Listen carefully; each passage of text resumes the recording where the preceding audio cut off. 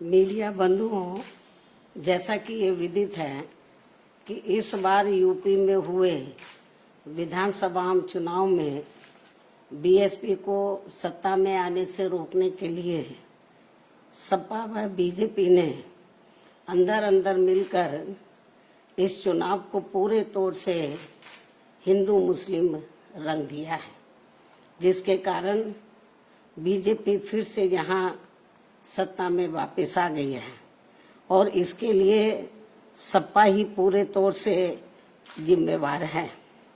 और अब यूपी में खासकर कमजोर वर्गों व मुस्लिम समाज के लोगों के ऊपर जो आए दिन जुल्म जाती हो रही है, तो उसके लिए भी सपा मुखिया ही पूर्ण रूप से जिम्मेवार व कसूरवार भी है। और अभी भी ये किस्म किस्म की अफवाहें फैलाने से बाज नहीं आ रहे हैं, जबकि अब तो इनको अपनी बचकानी व घिनौनी राजनीति बंद करनी चाहिए।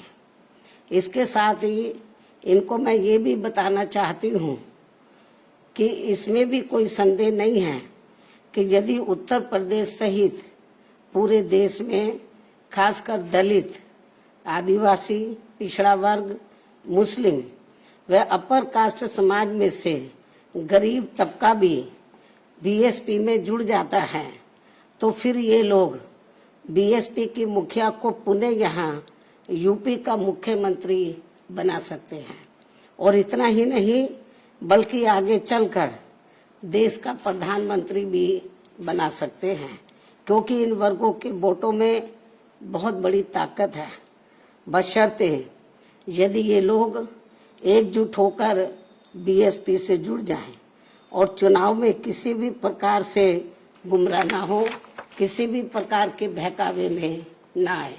इसलिए मैं अपनी जिंदगी में यूपी की फिर से मुख्यमंत्री बनने व आगे चलकर देश का पीएम बनने का ही सपना देख सकती हूँ, लेकिन देश का राष्ट्रपति बनने का तो सपना मैं कभी भी नहीं देख सकती हूँ।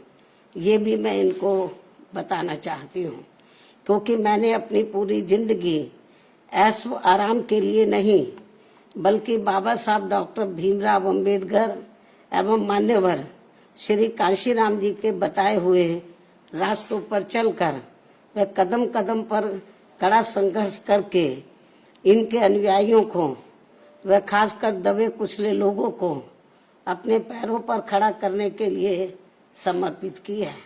ये भी इनको मालूम होना चाहिए। इसके अलावा ये बात भी सर्वविदित है कि ये कार्य दबे कुचले लोगों को अपने पैरों पर खड़ा करने का ये कार्य मैं देश का राष्ट्रपति बनकर नहीं बल्कि उत्तर प्रदेश का सीएम व देश का पीएम बनकर ही कर सकती हूँ। इसलिए सपा के लोग अपने राजनीतिक स्वार्थ में मुझे जबरदस्ती राष्ट्रपति बनाने का जो सपना देख रहे हैं, तो उसे इनको भूल जाना चाहिए, कोई फायदा नहीं।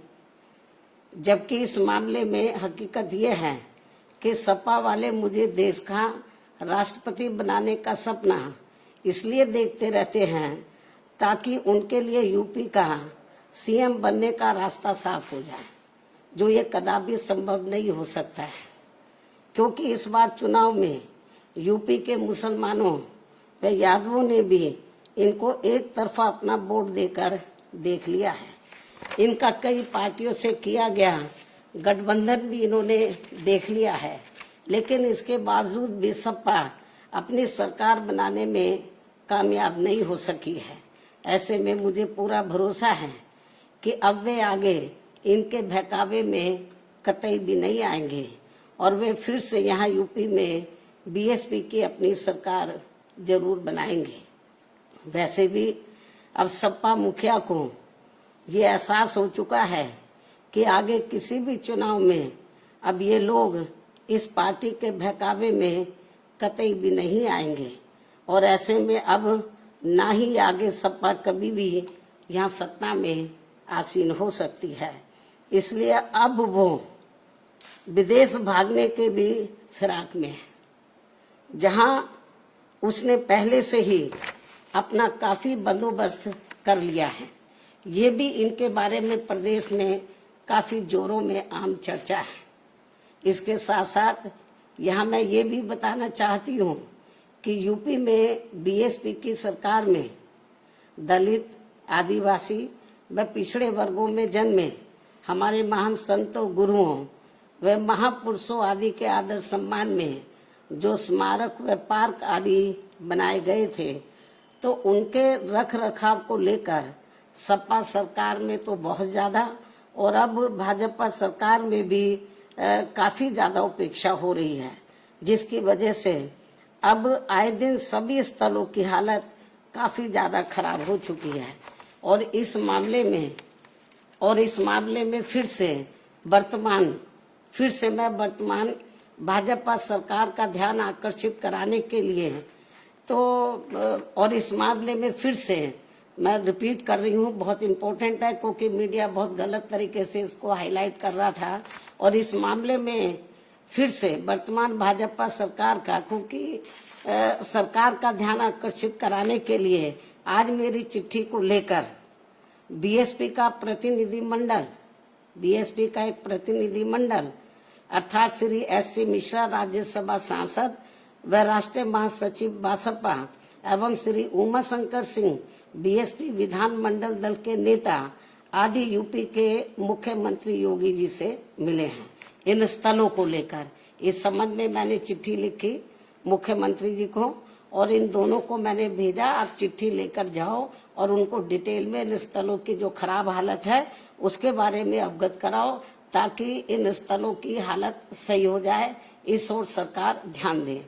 मैं उनसे यही उम्मीद करती हूँ कि वे इस मामले में अब जरूर उचित व ठोस कदम उठाएंगे। चिट्ठी की कॉपी भी मीडिया को दे दी जाएगी, क्योंकि जो गलत प्रचार कर रहे हैं, आज ये दोनों मिले हैं, ये तो मेरी चिट्ठी लेकर मिले स्मारकों को लेकर कि स्मारकों की हालत बहुत ज्यादा खराब है और इस ओर सरकार ध्यान दे। और जो चिट्ठी लेकर मिले वो कॉपी भी हम मीडिया को भेज देंगे, ये भी मैं बताना चाहती हूँ। इसके साथ ही इस समय देश में रमजान का महीना चल रहा है, लेकिन जिस प्रकार से इस दौरान बिजली की कटौती की जा रही है, ये सब ठीक नहीं हो रहा है। इस मामले में केंद्र व सभी राज्यों की सरकारें जरूर सख्त व कठोर कदम उठाएं। बीएसपी की ये पुरजोर मांग है। इन्हीं खास अनुरोधों के साथ ही अब मैं अपनी बात यहीं समाप्त करती हूँ। धन्यवाद।